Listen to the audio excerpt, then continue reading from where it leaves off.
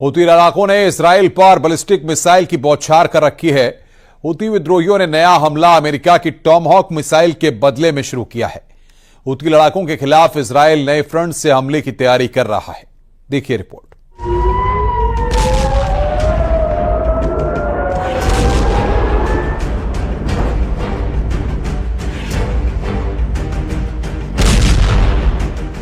Houthi ने Israel में घुसकर तबाही मचाई।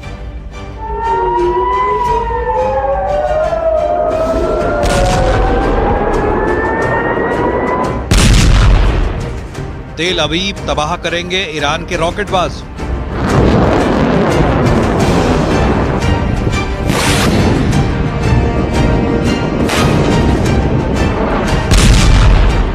हूथी को हमास न समझना इजराइल। लाल टोपी वाला कमांडर करेगा वॉर खल्लास।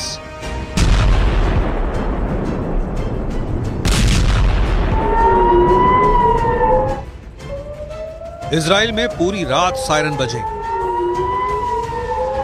इजराइल के आसमान में पूरी रात बारूदी रॉकेट दिखे। इजराइल के हदेरा एल्जार में बैलिस्टिक मिसाइल का टेरर फैला रहा। हूथी फाइटर्स ने इजराइल को बर्बाद करने के लिए मिसाइलों की अंधाधुंध बौछार शुरू कर दी है।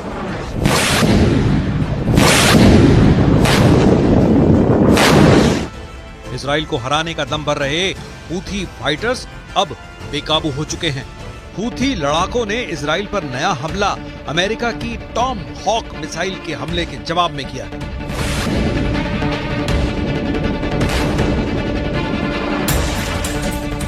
हूथी के रॉकेट की आंधी से इजराइल की सेना में कोहराम मचा हुआ है। हूथी फाइटर्स ने ईरान की खातिर हिजबुल्लाह और हमास दोनों का बदला इजराइल से लेना शुरू कर दिया है। हूथी फाइटर्स अब अकेला फाइटर ग्रुप है जिसने इजराइल को अब तक बराबर की टक्कर दी है। इजराइल के हवाई हमले के बदले में हूथी विद्रोही फिलिस्तीन 2 जैसी हाइपरसोनिक मिसाइल के धमाके कर चुके हैं, लेकिन हूथी के लेटेस्ट हमले बैलिस्टिक मिसाइल की बौछारों से किए गए हैं।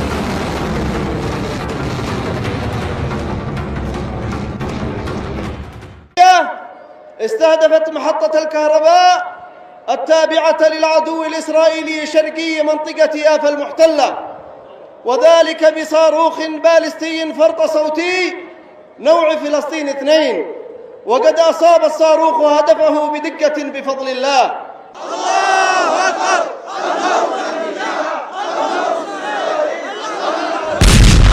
इजराइल की सेना ने बताया कि यमन से इजराइल की ओर दागी गई एक बैलिस्टिक मिसाइल रविवार की सुबह तलबी एल्जार शहर में घुसी।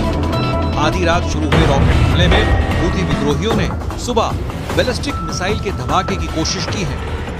बैलिस्टिक मिसाइल का टारगेट उत्तरी इजराइल का हदेरा इलाका था, जहां इजरायली सेना ने पहले ही हमले की चेतावनी जारी की थी। हूथी की लंबी दूरी की मिसाइल हमले से बचने के लिए एयर डिफेंस सिस्टम को एक्टिव करके रखा गया है। מול ציר הרשע של איראן שחותר להשמדתנו. הבוקר החות'ים שיגרו טיל קרקע מתימן לשטחנו. הם כבר היו צריכים לדעת שאנחנו גובים מחיר כבד על כל ניסיון לפגוע בנו. מי שזקוק לתזכורת בעניין זה מוזמן לבקר בנמל חודדה. כל מי שתוקף אותנו לא יחמוק מנחת זרוענו.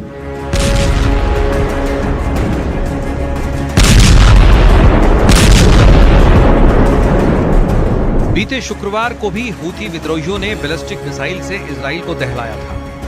इसी तर्ज पर रविवार का हमला किया गया। हालांकि इजराइल के डिफेंस सिस्टम ने हूथी के दोनों हमले नाकाम करने का दावा किया है, जबकि मिसाइल की तबाही के बाद भी कई नागरिकों को नुकसान पहुंचा।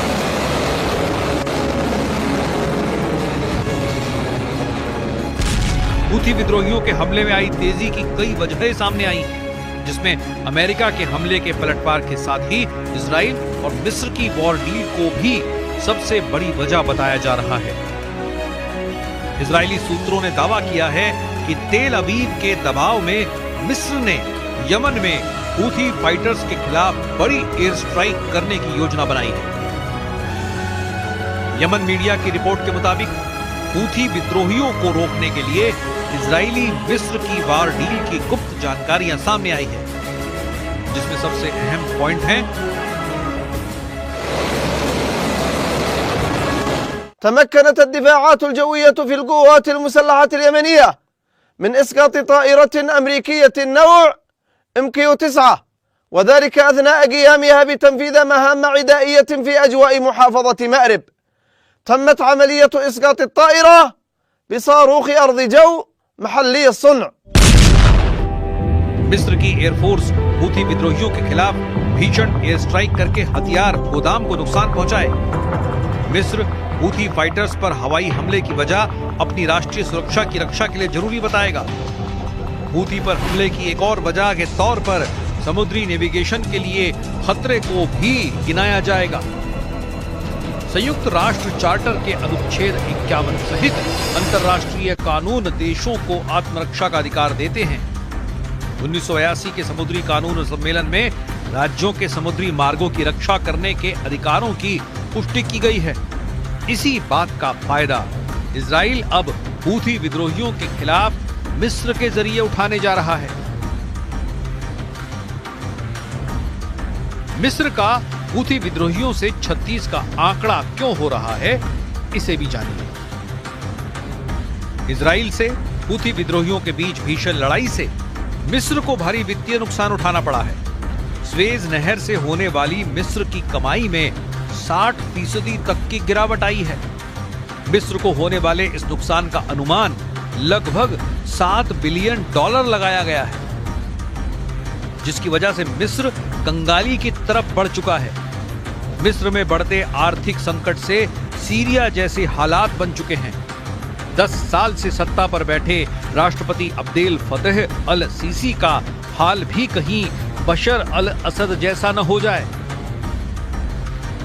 तुर्की की तिगड़म चली तो मिस्र में तख्ता पलट ज्यादा दूर नहीं, और यही वजह है कि अब्देल फतेह नेतन्याहू से गठजोड़ कर हूथी फाइटर्स को कंट्रोल करने में जुट गए हैं। उधर हूथी फाइटर्स ने भी इजराइल को करारा जवाब देने का मन बना लिया है। इजराइल की मीडिया I-24 न्यूज ने चीन और यमन के हूथी लड़ाकों के बीच एक गुप्त समझौते का खुलासा करने का दावा किया है। इस रिपोर्ट में बताया गया है कि चीन यमन के हूथियों को शक्तिशाली हथियार की आपूर्ति करने में सहायता कर रहा है। इसके बदले उसे लाल सागर से अपने देश के मालवाहक जहाजों के लिए सुरक्षित रास्ता मिल रहा है। हालांकि इस खुलासे पर चीन ने कोई भी प्रतिक्रिया नहीं दी है। लाल सागर पिछले 1 साल से इंटरनेशनल कारोबार के लिए खतरनाक रूट बना हुआ है। I-24 की रिपोर्ट में बताया गया है कि चीन और हूथी के बीच हथियारों की सप्लाई का बड़ा नेटवर्क सामने आया है, जिससे लाल सागर ट्रेड रूट खतरे में पड़ सकता है। I-24 न्यूज से बात करने वाले अमेरिकी खुफिया सूत्रों के अनुसार ईरान समर्थित हूथी लड़ाके अपने हमलों में चीनी हथियारों का जमकर इस्तेमाल कर रहे हैं। चाइनीज हथियारों के बदले में चीनी झंडे लगे मालवाहक जहाजों को लाल सागर में हूथी विद्रोही सुरक्षा की गारंटी दे रहे हैं। अमेरिकी खुफिया सूत्रों के मुताबिक हूथी बैलिस्टिक और क्रूज मिसाइलों में चीन के उपकरण और तकनीक के इस्तेमाल की पुष्टि हो चुकी है।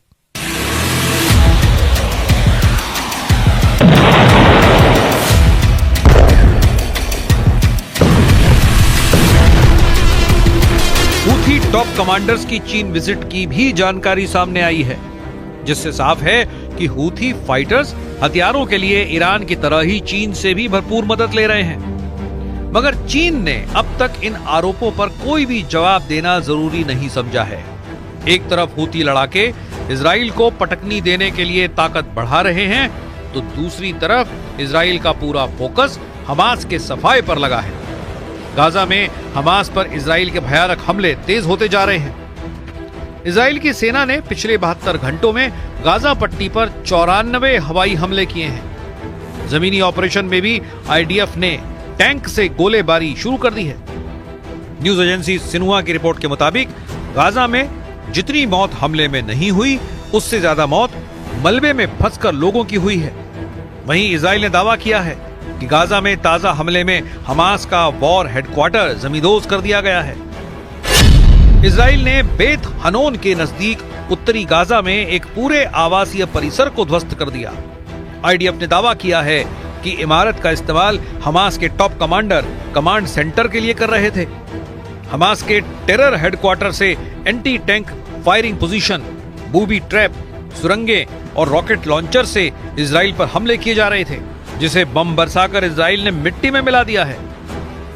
इजराइल के भीषण हमले से दहल रहे हमास के एक बंधक का वीडियो रिलीज करके नेतन्याहू की टेंशन फिर बढ़ा दी गई है।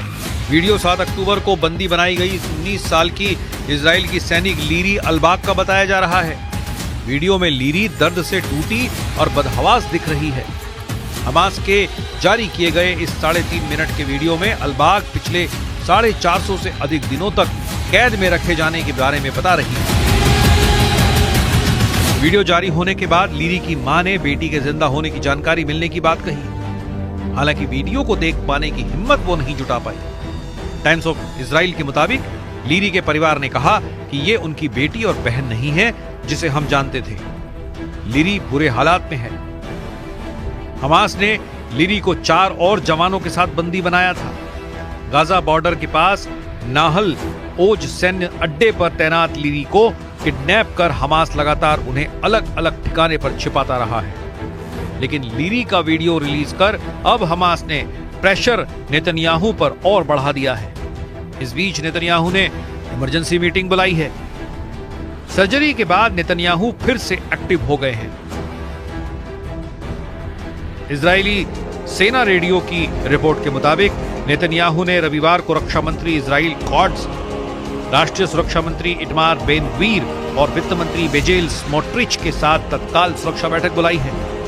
रिपोर्ट ने बताया कि गाजा में बंदियों की रिहाई पर नेतन्याहू अपडेट लेंगे, जिसमें कतर बैठक का पूरा ब्यौरा भी उन्हें दिया जाएगा।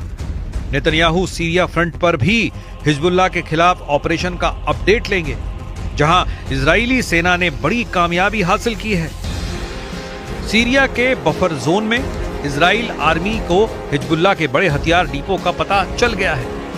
सर्जरी के बाद फिट होकर पीएम नेतन्याहू फिर से सभी दुश्मनों की तबाही का प्लान नए सिरे से तैयार कर सकते हैं। अमेरिका से मिले $8 अरब के हथियारों ने नेतन्याहू को नई ताकत दी है। इजराइल के विरोधी लीडर भी अब युद्ध में जीत का दम भरने लगे हैं।